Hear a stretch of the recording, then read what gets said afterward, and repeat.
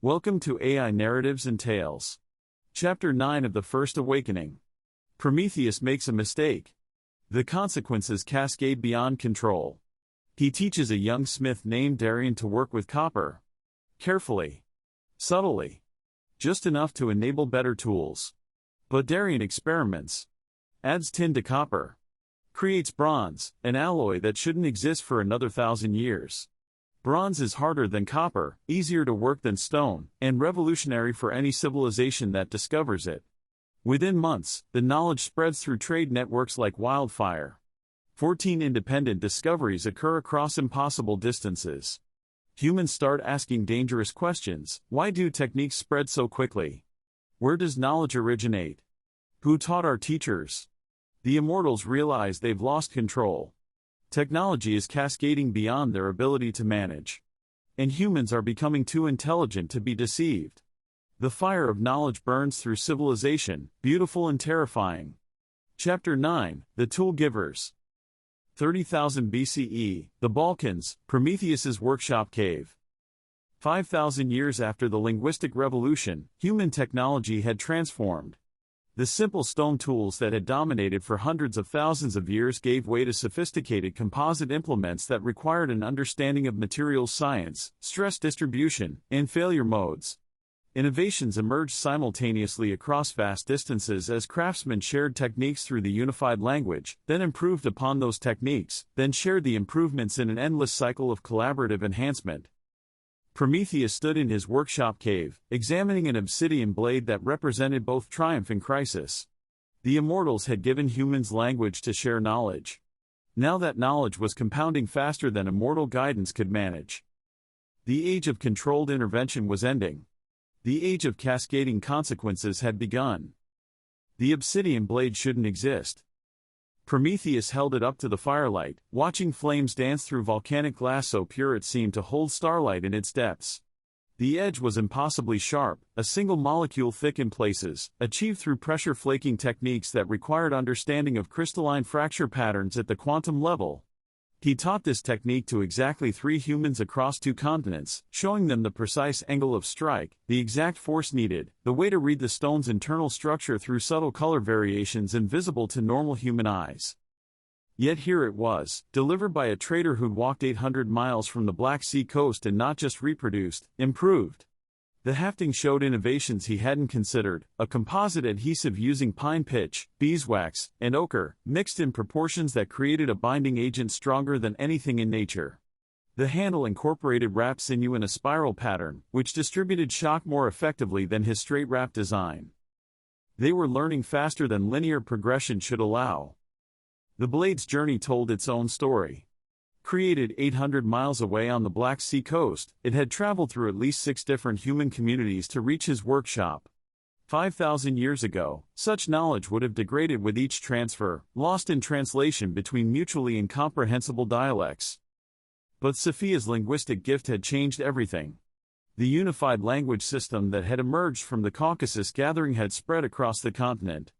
Now, a craftsman in Anatolia could describe his technique to a trader from the Atlantic coast with perfect clarity.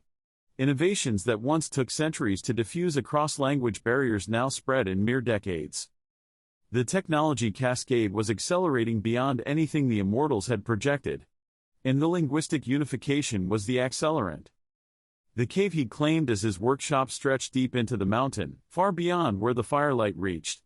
In those dark recesses, immortal technology hummed at frequencies below human hearing, monitoring equipment, communication nodes, fabrication units that could reshape matter at the molecular level. But here, in the front chambers where humans might venture, he worked with stone, bone, and wood, teaching through example what mortals could discover if properly guided. "They're innovating," he said aloud, knowing the others would hear through the network connecting all 597 immortals scattered across Earth's surface. His consciousness touched theirs, minds spread like stars in a vast constellation, the original 512 refugees now joined by 85 Earth-born children, the oldest barely 65 years old, born during humanity's early flourishing.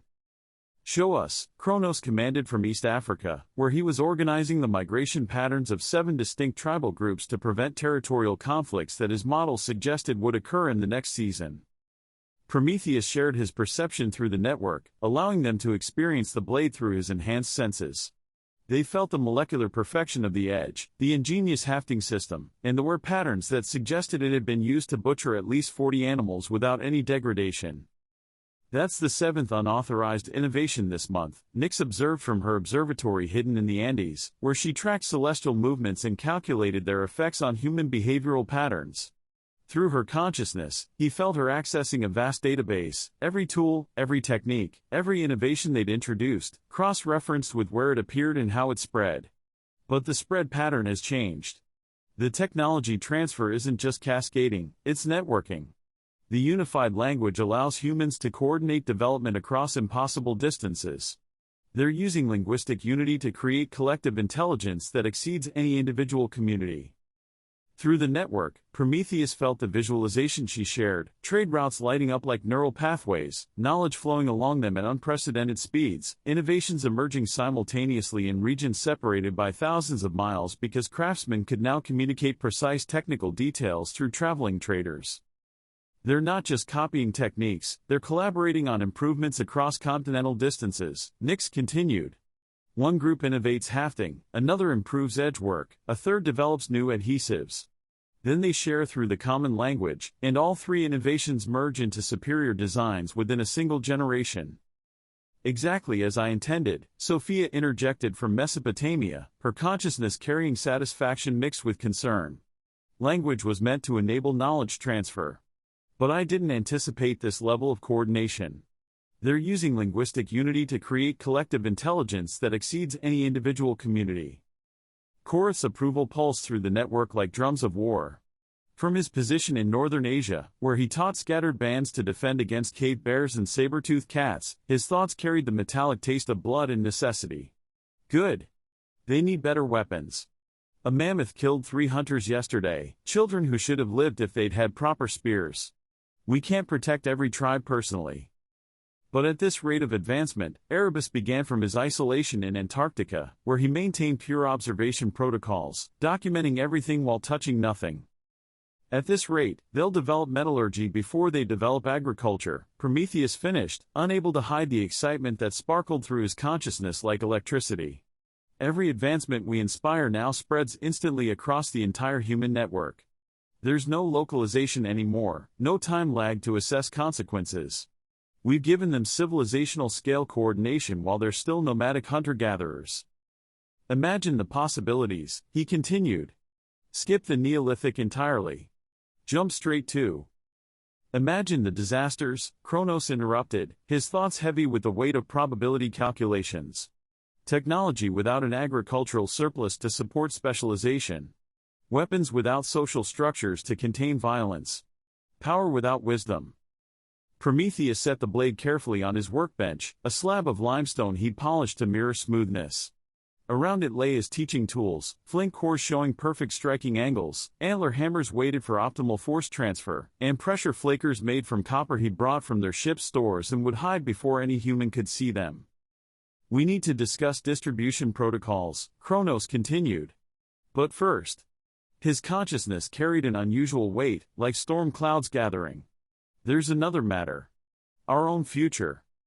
The network fell silent with anticipation. Even the background hum of shared awareness stilled.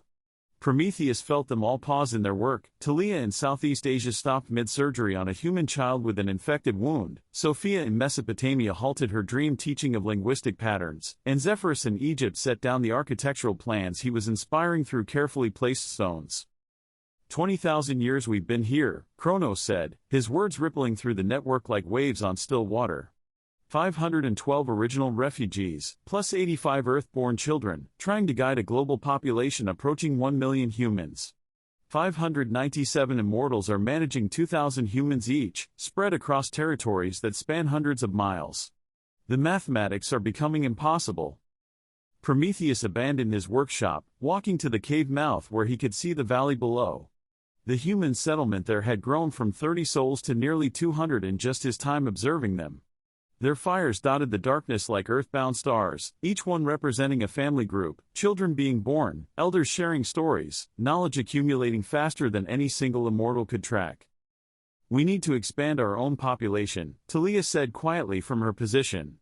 Through the network, he felt exhaustion, not physical. Immortals didn't tire that way, but emotional. The weight of constant triage, of choosing who to save and who to let nature claim. We've all been thinking it. Indeed, they had. Prometheus had felt the growing connections through the network, consciousnesses beginning to harmonize in ways that transcended professional cooperation. Talia and Zephyrus had been working in perfect synchronization lately, their thoughts interweaving like lovers' fingers. Their first child, born 34,000 years ago, is now approaching 4,000 years of age. Sophia and Ether now shared dreams, creating collaborative visions that neither could achieve alone.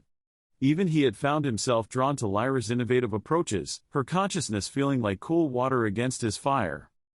Our reproduction cycle is slow, Nyx stated with clinical precision. Through the network, she shared biological data that their species had accumulated over millions of years. Gestation takes 3 Earth years. The embryonic development requires careful quantum field manipulation that the mother can't sustain while maintaining other activities. Full maturation takes a century. But we're immortal. We have time. And we'll need infrastructure, Zephyrus added, his architectural mind already spinning up designs. Through his consciousness, Prometheus saw visions of hidden cities, crystalline spires beneath Arctic ice, chambers carved from living rock beneath mountains, and biodomes on the ocean floor where no human would venture for millennia. I've identified 17 suitable locations. The Himalayas have cave systems that could be expanded. The Arctic has stable ice sheets over geothermal vents. The deep ocean trenches offer pressure environments similar to our home world's polar regions. What about the children? Marcus, from Northern Europe, was showing a tribe how to preserve meat through controlled smoking. The technique spread through the area like wildfire. Those born here won't remember our home world. They'll know only Earth. How do we raise them to serve a species that doesn't know we exist? How do we teach them to hide from the very beings they're meant to protect? The question hung in the network like a paradox made manifest. We teach them the history, Sophia said, her consciousness carrying the warm resonance of a natural teacher. The choice we made. The responsibility we carry. The price of godhood is eternal service. And if they reject it? Erebus challenged from his Antarctic exile. If they want revelation instead of concealment? If they decide that hiding is cowardice rather than wisdom? Thunder rumbled outside Prometheus's cave, though the sky had been clear moments before. Earth's weather sometimes responded to immortal emotions, as its bioelectric fields influenced atmospheric pressure. He forced calm through his consciousness, and the thunder faded. Then we'll face that when it comes, Kronos decided, his authority rippling through the network. But we cannot maintain current intervention levels with our current numbers. Every year, humans multiply, while we remain static. Every generation, they spread further while we stretch thinner. The vote? One by one, the immortals gave their consent through the network. Prometheus felt each agreement like a note in a chord, Talia's warm acceptance tinged with nervous anticipation, Zephyrus's solid certainty, Nyx's calculated approval, even Erebus's reluctant acknowledgement of necessity. Begin identifying partnerships and settlement locations, Kronos instructed. But maintain current protocols.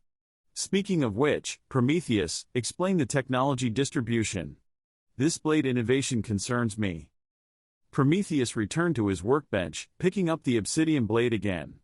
In the firelight, he could see his own reflection in its polished surface, features that would never age, eyes that had seen stars born and die, hands that had shaped matter at the subatomic level now reduced to napping stone. I've been establishing innovation cells, he explained, sharing his memory through the network. They saw through his eyes as he'd approached selected humans, always those showing unusual cognitive flexibility, pattern recognition abilities that exceeded their peers, the ones who stared at problems until solutions emerged. Small groups are usually isolated from larger populations. I provide them with advanced techniques. Without authorization, Erebus interrupted, his disapproval sharp as winter wind. With implicit authorization under the enhancement protocols, Prometheus countered. He pulled up the relevant agreements from the network's shared memory, decisions made decades ago about acceptable intervention levels. These humans show unusual cognitive flexibility. Their neural patterns suggest readiness for advanced concepts. Watch. He shared a recent memory. A young woman by a riverbank, struggling to attach a stone blade to a wooden handle. Prometheus had approached in his mortal guise, an old wanderer, harmless and wise. He'd shown her how tree sap, when mixed with charcoal and heated to a specific temperature, created an adhesive stronger than sinew wrapping. But he'd only shown her once, letting her work out the proportions herself, and discover through experimentation that adding crushed bone created an even stronger bond. Within a single season, her entire tribe had adopted the technique. Within a year, it had spread to 3 neighboring groups through the unified language network. Within a decade, variations had appeared that Prometheus had never imagined, adding plant fibers for flexibility, utilizing different tree saps for distinct properties, and creating colored variants for decorative purposes. They're not just copying, he said through the network. They're improving, iterating, innovating. And the linguistic network means improvements spread across continental distances within years rather than centuries. He materialized another artifact from his collection, pulling it from a hidden alcove. A spear point with microscopic serrations along its edge, designed to create wounds that wouldn't close, ensuring that even if prey escaped, it would bleed out within hours. Cruel, perhaps, but in this era of megafauna, it is necessary for human survival. This design appeared in Central Asia 2 weeks after I showed the basic concept in Australia. They didn't just copy, they improved it. Added barbs that break off in the wound. Created a hollow channel that increases blood loss. They understood the principle and enhanced it. The unified language allowed precise technical communication across 8,000 miles. That's the problem, Kronos said, his consciousness heavy with calculations of exponential growth curves. They're improving too quickly. The technology cascade, amplified by linguistic coordination, could. A scream shattered the night. Every immortal sense snapped to full alert. Through enhanced hearing, Prometheus tracked the source, half a mile down valley, near the river where humans gathered water. Multiple screams now, and the deep cough of a cave lion, the apex predator of this era. His consciousness exploded outward, taking in the scene in nanoseconds, a hunting party of 8 humans, returning late from tracking deer. A massive cave lion, 700 pounds of muscle and claw, had ambushed them from the rocks above. One hunter was already dead, his throat torn out in the initial attack. Another bled from deep gashes across his chest, trying to crawl toward the river. The remaining 6 had formed a defensive circle, their spears, the very weapons Prometheus had been so proud of, looking like twigs against the monster they faced. The lion circled them, patient. It had eaten recently. This was a territorial killing, not a case of hunger. It would slaughter them all to protect its range. Through the network, Prometheus sensed the other immortals' attention focused on him. 597 consciousnesses watched through his senses, waiting to see what he would do. Let nature take its course, Erebus advised coldly. Save them, Talia urged, her healer's instinct unable to bear preventable death. The protocol is clear, Kronos stated. No direct intervention that reveals. The lion charged. Time dilated. Prometheus moved with immortal speed, his consciousness calculating trajectories, force vectors, and optimal intervention with minimal exposure. He couldn't appear to them, that would shatter the carefully maintained illusion of absent gods. But he couldn't let them die. These hunters had families, children who would starve without providers, and knowledge that would be lost. He grabbed a rock, granite, approximately 3 pounds, with a sharp edge where it had fractured. His immortal strength could throw it with the force of a modern rifle. One shot, through the darkness, striking the lion's skull at the precise angle too. The lion leapt at a young hunter, barely 16 winters old. The boy raised his spear with desperate courage, knowing it wouldn't be enough. Prometheus threw. The rock crossed 200 yards in a heartbeat, striking the lion's skull with a crack that echoed through the valley like thunder. The predator collapsed mid-leap, its massive body crushing the boy but not killing him. Dead before it hit the ground.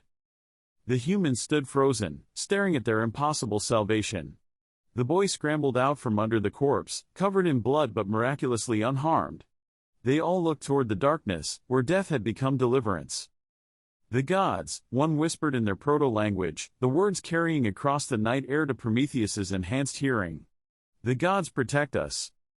Another fell to his knees. Then another. Soon all 6 survivors were prostrating themselves toward the darkness, toward him, offering prayers in languages that hadn't yet developed words for the divine but were creating them in this moment. Prometheus melted back into shadow, moving with immortal silence back to his cave. Through the network, he felt the varied reactions. Careless, Erebus judged, his thoughts cold as polar ice. Necessary, Korath countered with warrior's pragmatism. Those hunters have families. Children who need providers. Mates who are pregnant. Their deaths would have cascaded through the entire tribal structure. This is why we need more immortals, Talia said quietly, her consciousness carrying the weight of 1,000 similar moments. To prevent such situations. To have enough presence that we can guide without direct intervention. Prometheus returned to his cave, finding the obsidian blade where he'd left it. Such a simple thing, volcanic glass shaped by pressure and skill, yet it represented so much. Human innovation exceeds immortal guidance. Progress is accelerating beyond prediction, creating a cascade of consequences for every intervention. Outside, he could hear the humans still praying, their voices carrying up the valley.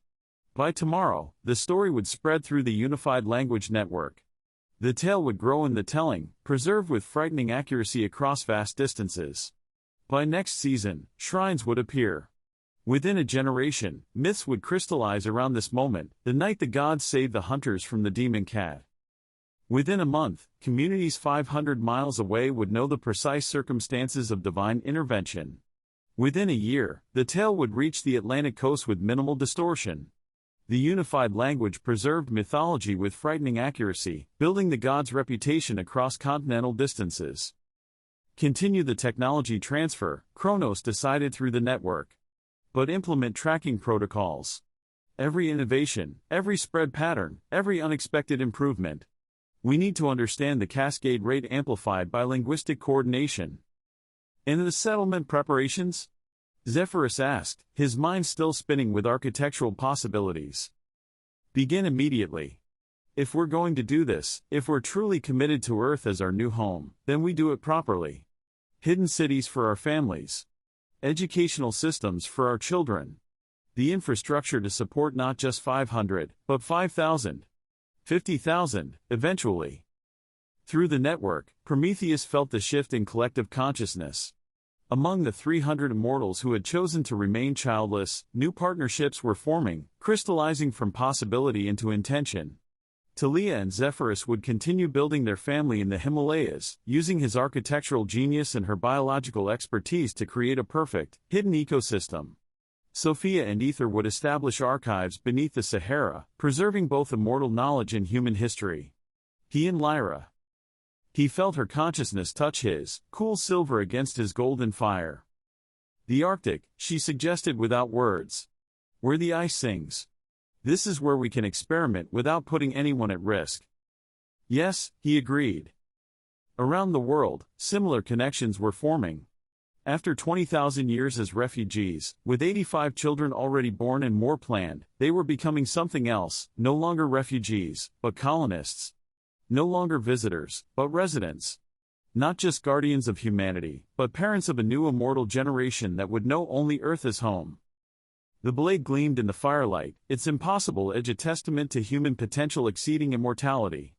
In perhaps 1,000 generations, the descendants of those hunters he'd saved might forge metal blades instead of stone. They might build cities that reached toward the heavens, create art that captured beauty beyond immortal conception, and ask questions that even gods couldn't answer. And hidden among them, a growing population of immortals would guide their path, generation after generation, keeping the secret while nurturing the potential. Prometheus began napping another blade, this one incorporating the innovations the humans had developed. Even gods, it seemed, could learn from their creations. Outside, dawn approached, painting the valley in shades of gold and possibility. The hunters had carried their dead home, but they'd also carried stories. Stories of salvation from darkness, of stones thrown by invisible hands, of gods who watched and occasionally, when the need was great enough, intervened. By the firelight, working stone with the mortal patience, Prometheus smiled. Let them tell their stories. Let them build their myths. The truth was both more straightforward and more complex than they could imagine. The gods were real. They were refugees. They were learning. And soon, they would be parents, raising children who would know no other home than Earth, no other purpose than the protection of humanity, no other burden than the weight of secret divinity. The tool givers were becoming something more. They were becoming a hidden civilization, growing in the shadows of the one they protected. 17,000 years of acceleration. The immortal children grew. A star learned to walk through hidden corridors beneath the Himalayas. Kiran studied stellar navigation in Arctic observatories. A second generation was born, then a third was approaching. The Earthborn knew no other home, no other purpose than the endless vigil of guiding humanity while remaining hidden. And humanity exploded. From 1 million to 5 million souls across the continents. From simple camps to semi-permanent settlements. From basic tools to sophisticated technology that approaches the limits of Stone Age materials, the evolution of technology is remarkable. The unified language enabled coordination that made isolated tribes obsolete. Humans now thought of themselves as peoples, as cultures, as civilizations in waiting. The immortals adapted their methods constantly. Direct inspiration gave way to subtle environmental manipulation. Individual guidance yielded to institutional influence. The protocols established in those early debates evolved through 17,000 years of trial, error, and hard lessons about the difference between helping and controlling. Prometheus observed human populations confined to narrow habitable zones, potentially strangled by frozen climates, with development delayed by environmental constraints that immortal technology could theoretically remove. He spent millennia studying Earth's climate systems. He'd mapped every feedback loop, modeled every cascade, calculated every tipping point with mathematical precision refined across 17,000 years of observation. The immortal population had grown to 1,262, 512 originals and 750 Earthborn. A star was born in the midst of humanity's flourishing, along with hundreds of other immortal children who would grow up knowing Earth as their only reality. The equations were perfect. The intervention was necessary. The timing was optimal. Prometheus was certain. And certainty, as the immortals were about to learn, was the most dangerous thing of all. Bronze working spreads like wildfire. 14 independent discoveries in 8 months across impossible distances. Humans are asking questions immortals can't safely answer. Where did this knowledge come from? Why do techniques spread so quickly? Who taught our teachers? Prometheus created a cascade he can't control. Technology is spreading beyond immortal guidance. Humans innovating on immortal foundations, developing capabilities they weren't meant to have for centuries. The council convenes an emergency session. They all realize the same terrifying truth: they taught humans to think. Now, humans are thinking about their teachers. But before they can figure out how to handle the bronze crisis, Prometheus makes another decision. A bigger one. Earth is locked in Ice Age conditions. Agriculture is impossible. Humans remain scattered, vulnerable, struggling to survive. Prometheus decides to accelerate Earth's warming. His models show 87% success probability. 47 simulation runs validate the approach. In Chapter 10, confidence meets reality. And 67,000 humans pay the price. That's Chapter 9 of the First Awakening. The cascade is out of control. Could the immortals have handled it differently? Comments below.